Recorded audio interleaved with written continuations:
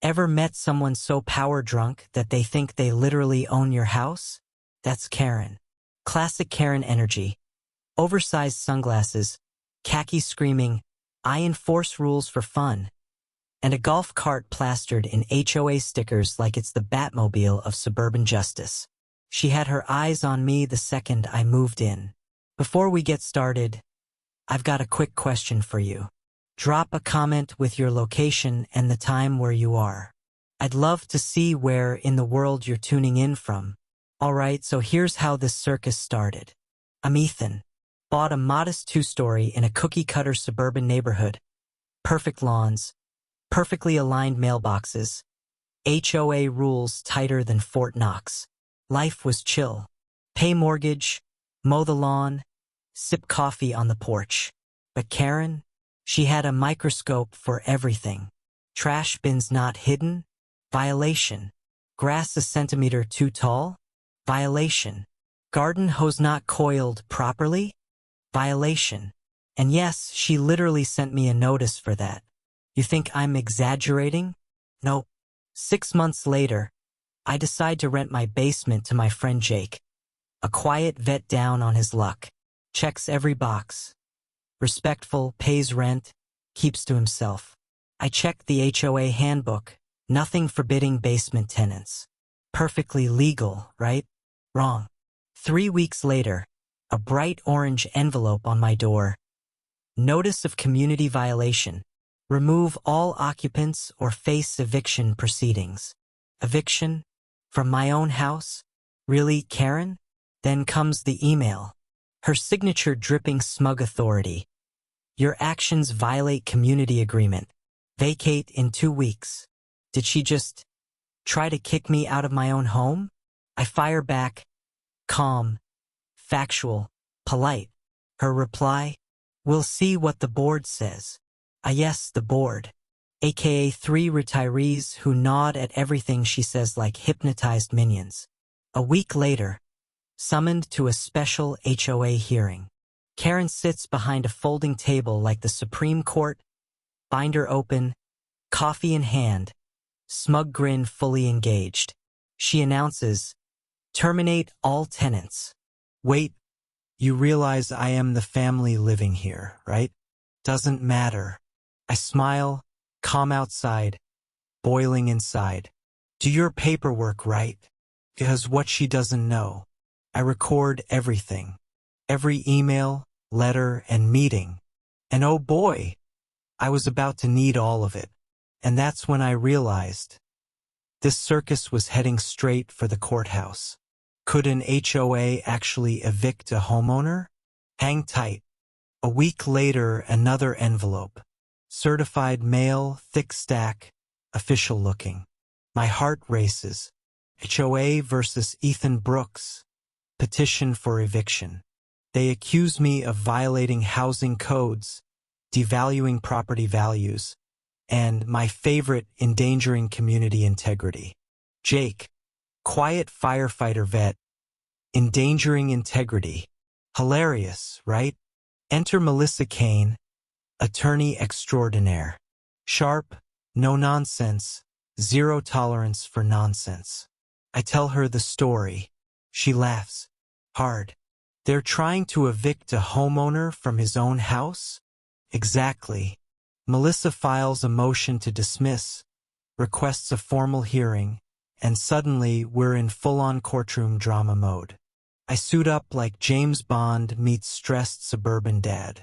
Karen shows up, front row, clipboard in hand, radiating, I am the law energy.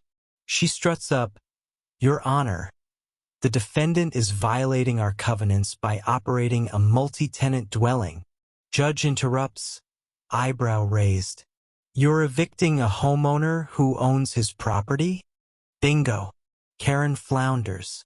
Then the judge leans back. Does your HOA even have authority for eviction? Chaos. Comedy. Pure gold. Melissa presents evidence.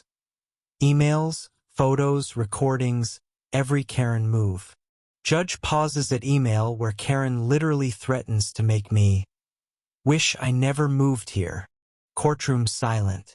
Karen, red as a fire truck. Judge over glasses. Mr. Brooks, you're free to continue living in your home. Case dismissed. Priceless. And Karen? Ego shattered in real time. But the story isn't over. Oh no, Karen never goes quietly. Melissa suggests a counterclaim. Harassment, defamation, everything. Not just about money. It's about sending a message. Homeowners aren't playthings for Karen-style power trips. Weeks later, the HOA calls an emergency meeting. Neighbors speak up. Karen is voted out. Gone. Replaced by Tom, a genuinely nice guy. Brings donuts, apologizes, human energy restored. Neighborhood breathes. Karen's ego? Not ready for retirement.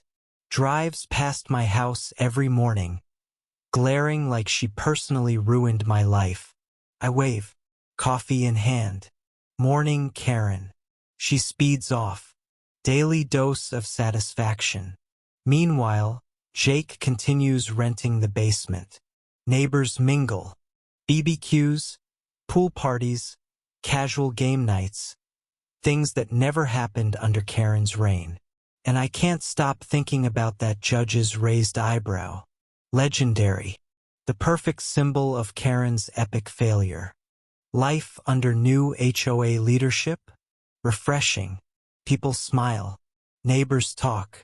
Jake helps mow lawns, brings cookies to kids, rides the elderly to appointments.